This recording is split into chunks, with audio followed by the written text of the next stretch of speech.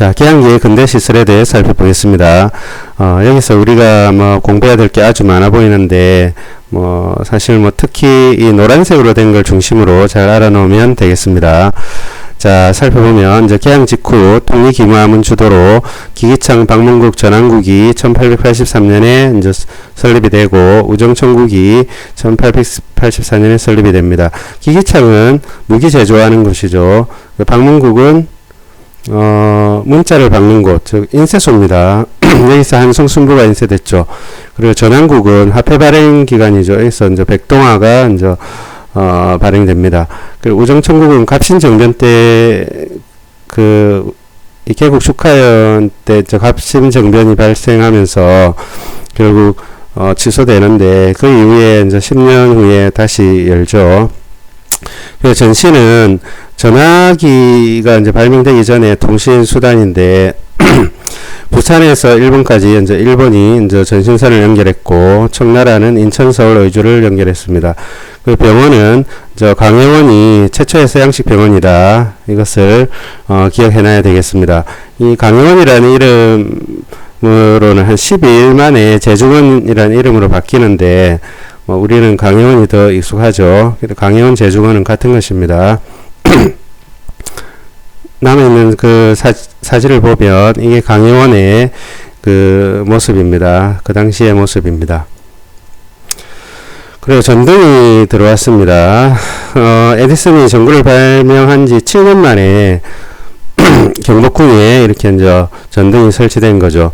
이것은 보빙사로 갔던 사람 중에 육일준이 그걸 미국은 이렇게 밤에도 전등이 있어서 환하게 이래 밝다, 이걸 이제 고종한테 보고하니까, 야, 고종이 그런 게 있냐, 어서 그것도 우리 경복궁에 당장 설치하라, 이래가지고 이제 고종이 미국 에디슨한테 친서를 이래 보내서, 에디슨이 사람을 보내서 이제 경복궁에 이제 전등을 설치해 줬죠. 그 한성전기회사 주도를 해가 이제 설치를 하는데, 여기 보면 당시에 그 경복궁에 이제 설치된 모습이죠. 자, 그리고 전하가 이제 경운궁에 설치됩니다. 그리고 전차도 들어오게 됩니다. 이 전차도 내나 전등과 마찬가지로 한성전기회사에 의해서 들어오게 되는데, 이제 서대문에서 청량리까지 이래 운행을 했습니다. 전차가 들어온 것도 일본보다 빨랐습니다. 철도를 보면, 이 철도는 일본이 사실 이런 철도 부설 이런데 상당히 관심이 많았습니다. 일본의 그런 예를 들어 간도협약 같은 경우도 남만주 철도 부설권을 대가로 간도를 갖다가 청나라 땅으로 인정해버린 거죠. 그와 같이 일본은 철도에 관심이 많은데 이거 모두 일본이 부설한 철도죠. 경인선이 1899년에 이제 처음 설치가 되고, 이 경인선 서울과 인천이죠. 그리고 또 경부선은 이제 러일 전쟁이 발생하니까 일본이 이제 군수물자 수송을 위해 이제 가설하기 시작해서 완공된 게 이제 경부선이 1905년에 완공되고 경인선이 1906년에 완공된 것입니다. 그래서 이런 군사적 목적으로 이제 완공했다는 거 이거 기억해 놓도록 합니다. 자, 계양기의 신문에 대해서 알아보겠습니다. 한성순보는 최초의 근대 신문이다. 어쨌든 최초 이런 거에 대해서는 잘 알아놔야 되겠죠. 우리나라 최초의 근대 신문은 아마 한성순보입니다. 근데 이것은 사실 정부 기관지입니다. 정부의 그런 주도로 이래 만든 신문이라는 거죠. 정부 기관지로서 이제 정부에서 하는 일들을 홍보하는 이런 신문이었다는 것입니다. 그래, 방문국에서 이제 인쇄를 했고, 이거는 한자로 된 신문입니다. 그리고 독립신문, 이것은 이제 민간에서 만든 최초의 신문이 뭐냐 하면 이제 독립신문입니다.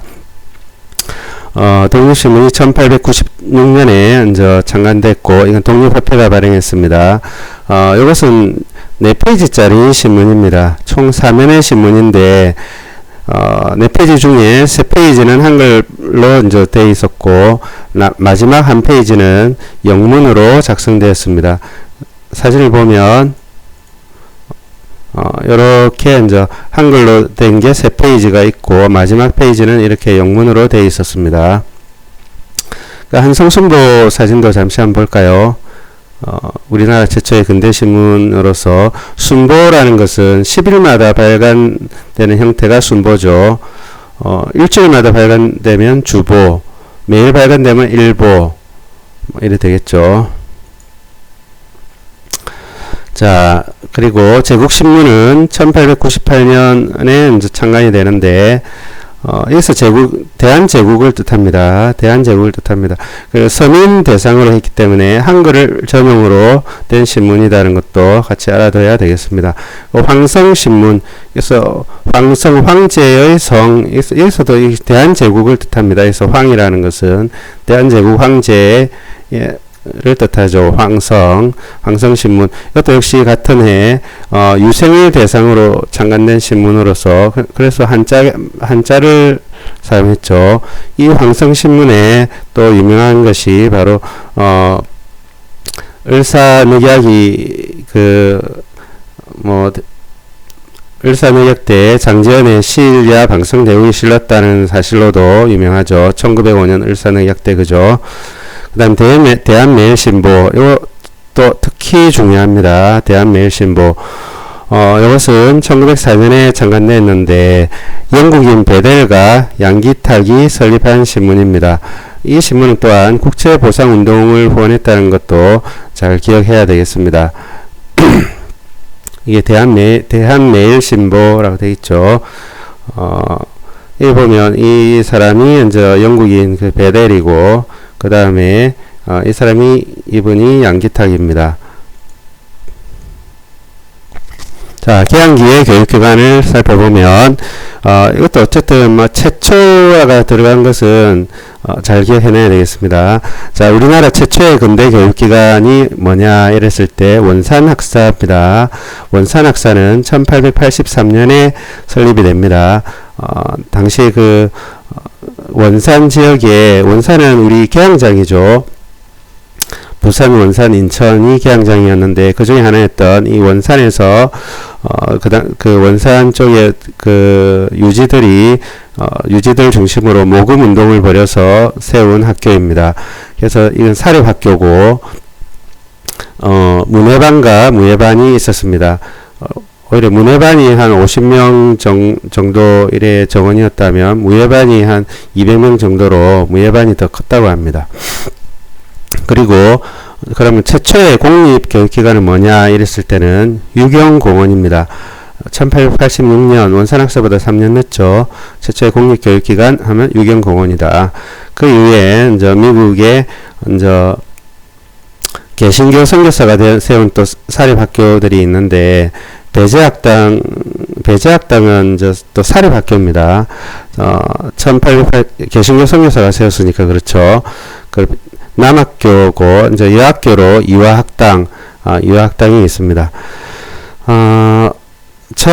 그리고 제2차 가보개혁 때 제2차 가보개혁 때 홍범 14조에 의해서 교육 입국 조서가 반포되죠. 그 이후에는 많은 소학교, 이건 오늘날의 초등학교입니다. 또 소학교가 생기니까 또 가르칠 선생님이 필요하죠. 그래서 선생님을 양성하는 사범학교, 그리고 또 외국어 학교 등 많은 공립학교를 설립하게 됩니다. 자, 개항기의 국학연구에 대해서 살펴보겠습니다. 국학이라는 것은 우리나라에 관한 학문이죠. 대표적인 게 국어와 국사죠. 자, 국어 분야에 있어서 먼저 보면 소설 금수회의록이라는 작품이 있는데, 이 금수회의록, 즉 가지각색의 동물들이 회의를 하는데 거기서 인간 사회를 아주 격렬하게 비판하게 되는데 일본이 그게 이제 일본을 이제 비판하는 거다 이래가 금서로 지정하게 됐죠. 신체시라는 것은 시조와 현대시의 중간에 위치하는 그런 과도기적 그런 형태의 시인데, 해에게서 소년에게라는 작품이 이제 우리나라 최초의 신체시가 되겠습니다. 여기서 해라는 것은 바다입니다. 바다가 소년에게 그런 말이 더 이제 자연스럽죠. 자, 그럼 국사 부분에서는 당시 시대의 배경과 맞물려서 뭐 이러한 것들이 있다는 걸 기억해 놔야 되겠습니다. 그래서 어려운 시기에 다시 또 이러한 뛰어난 위인이 탄생하면 좋겠다. 그런 배경에서 이런 많은 위인전이 간행이 됩니다.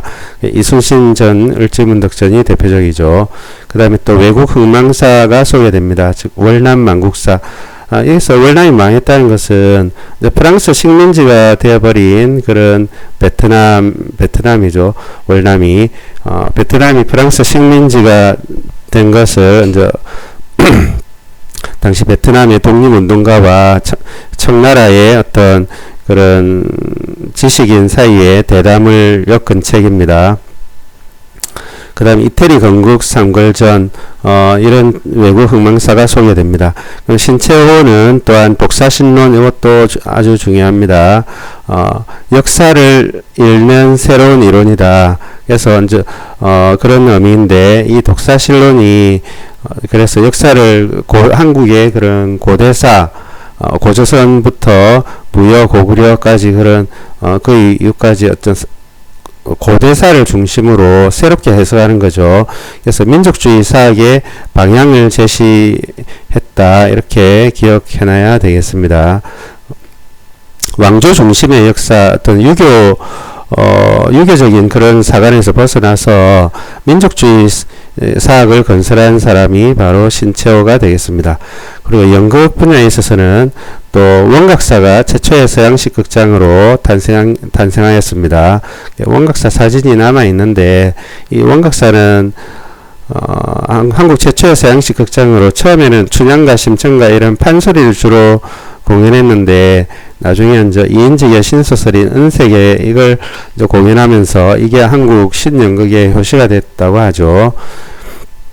1914년에 아쉽게도 이제 화재로 소실되게 됩니다. 자, 개항기 종교계의 동향을 살펴보겠습니다. 여기서도 뭐 복잡해 보이는데, 그래서 제일 중요한 게 대종교고, 그 외에 이제 빨간색으로 되어 있는 걸 중심으로 기억하면 되겠습니다. 자, 먼저 유교에서는 박은식의 유교 구신론 이런 저술되었습니다. 그리고 불교에서는 한영운의 조선불교 유신론, 천주교는 주로 이제 고아원, 양로원 이런 사회 사업을 주로 했습니다. 개신교는 교육과 의료 활동을 했습니다. 그래서 뭐 의료 활동하면 뭐가 있었죠? 강혜원 기억납니까? 강혜원 그죠? 이제 현재 세브란스 병원이죠. 그 다음에 교육 분야에 있어서는 이화학당, 배제학당 뭐 이런 개신교 선교사들이 세운 학교 있죠. 그리고 천도교는 이제 동학을 이제 천도교로 이래 계층을 한 게 이제 천도교죠. 그리고 만세보 이건 또 기억해야 되겠습니다. 천도교에서 발행한 그런 잡지죠. 만세보가 창간되었습니다. 그리고 대종교는 이제 처음 탄생한 종교인데 나철 오기오 많이 들어본 이름이죠. 그쵸. 을사늑약 때 이 나철과 오기오가 오적 암살단을 조직한 것 우리 기억납니까? 오적 암살단을 조직했던 바로 그 나철과 오기오가 그 당군을 숭배하는 종교를 창시하였는데 그것이 대종교입니다. 그래 우리 민족의 어떤 구심점을 삼고자 했던 것이죠. 그래서 이 대종교는 국외 무장 투쟁을 전개했다는 것도 반드시 기억해야 되겠습니다.